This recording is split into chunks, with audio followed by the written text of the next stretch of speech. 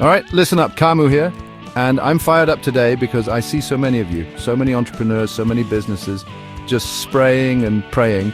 You're putting out content, you're running ads, you're building products, and you're wondering why the hell nobody's biting. Why isn't it connecting? I'll tell you why. You don't really know who you're talking to. You haven't done the work to find your perfect target market, and frankly, it's costing you big time. Not just money, but your precious time and energy. This isn't some fluffy, nice-to-have marketing concept. This is the absolute bedrock of your business success. Without it, you're just shouting into the void. But here's the good news. It's not rocket science. It's about putting in the effort, asking the right questions, and being relentlessly curious about the people you want to serve. This video right here, right now, is going to be your no BS guide to unlocking exactly that.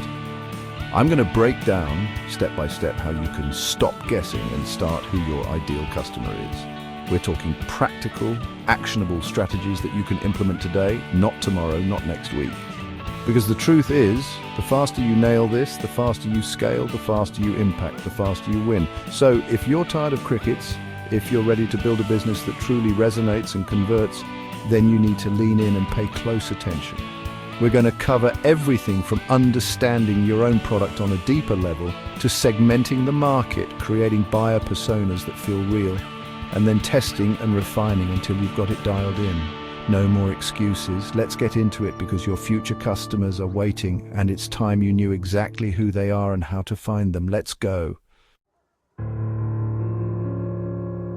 All right, first things first, and this might sound obvious, but you'd be shocked how many people skip this critical foundation.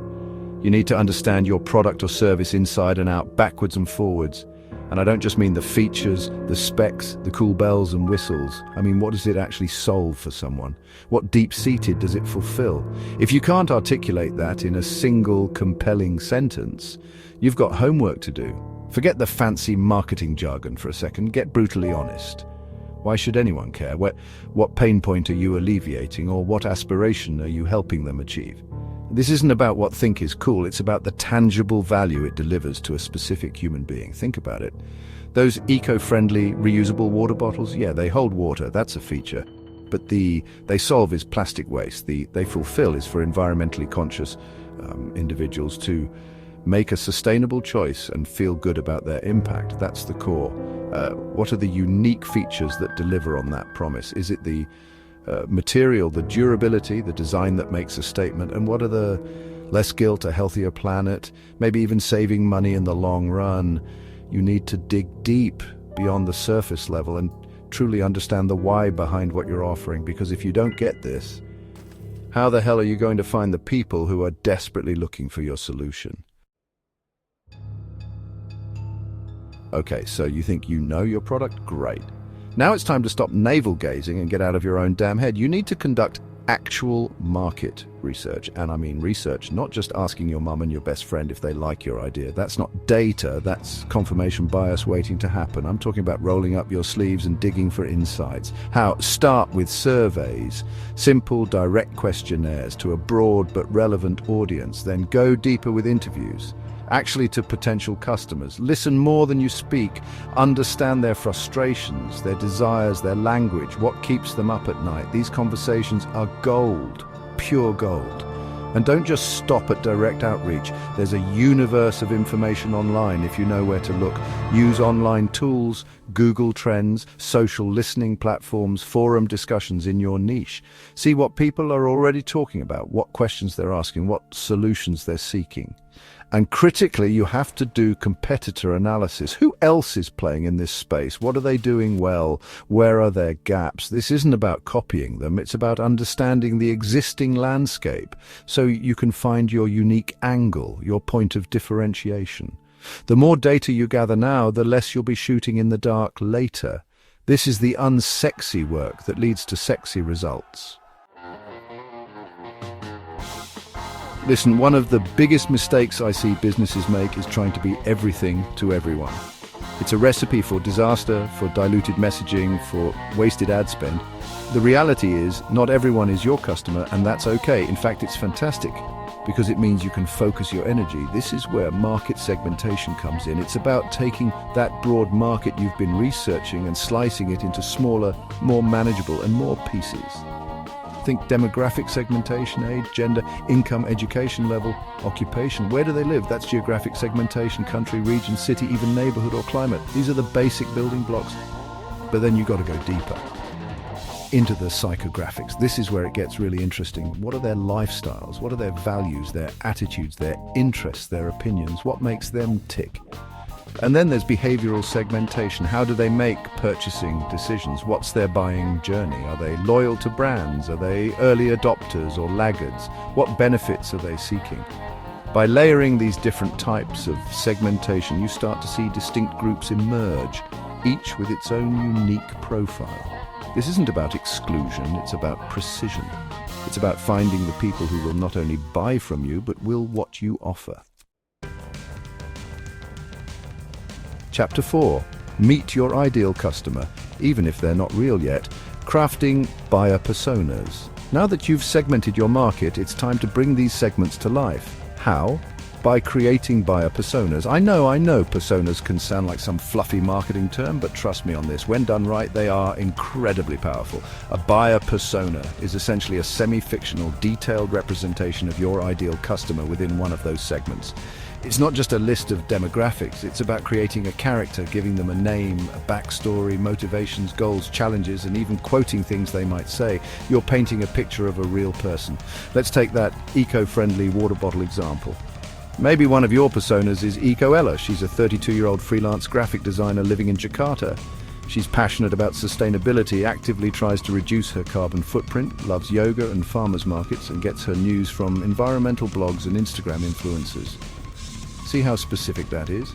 Now, when you're writing copy, designing an ad, or developing a new product feature, you're not thinking about a vague target market. You're thinking about Ella. Would Ella resonate with this message? Would this feature solve a problem for Ella? It makes your marketing so much more targeted, empathetic, and ultimately effective. Okay, you've got your segments, you've built your personas, you're feeling good, but hold on a second. Before you go all in, you need to critically evaluate the potential of these target markets. Just because a group of people exists doesn't automatically mean they're a viable market for business. You need to ask some hard questions, and you need to back up your answers with data, not just wishful thinking. First, what's the actual size of this market segment? Is it big enough to sustain your business and achieve your growth goals? A super niche market might be passionate, but if there are only 50 of them, that's a problem. Next, are there truly unmet needs within this segment that your product or service uniquely addresses? Or is the market already saturated with similar offerings? You need to be honest about your competitive advantage. How accessible is this market? Can you actually reach them with your marketing efforts and distribution channels? If your ideal customer is someone who exclusively reads a super obscure print magazine you can't advertise in, that's a hurdle.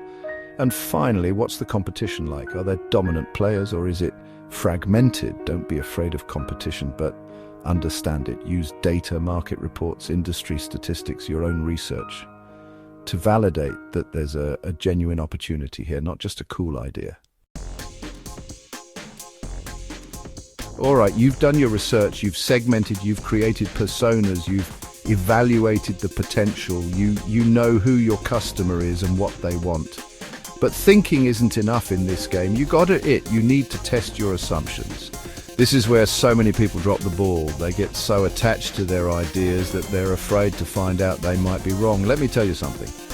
Being wrong early is a gift. It saves you a ton of time, money, and heartache down the line. So get out there and validate your hypotheses with real-world feedback. How do you do this? There are a ton of ways, and many of them don't have to cost a fortune. Run small, targeted ad campaigns on social media aimed at your hypothesized persona. See who clicks, who engages. A/B test different messaging, different visuals. See what resonates. Conduct pre-launch surveys with your target audience, asking specific questions about your product pricing and features. Look at your website analytics, your social media engagement. What content are they consuming? Where are they dropping off? Every interaction is a data point. The goal here is to get real feedback, real behavior, to either confirm you're on the right track or to give you the insights you need to pivot and adjust. Don't be precious. Be practical. So you've launched, you've got some traction, you think you've nailed your target market. Amazing. Pop the champagne for like 5 minutes, because the truth is, this process is never truly. The market is constantly evolving. Customer preferences change. New competitors emerge. What worked yesterday might not work tomorrow.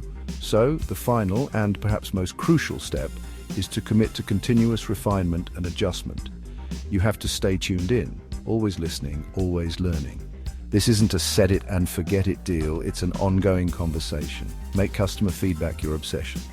Actively solicit it through surveys, reviews, social media comments, customer service interactions, and don't just collect it. On it, keep a close eye on your competitors. What are they doing? How is the market responding? Don't copy, but be aware. Monitor your data in real time.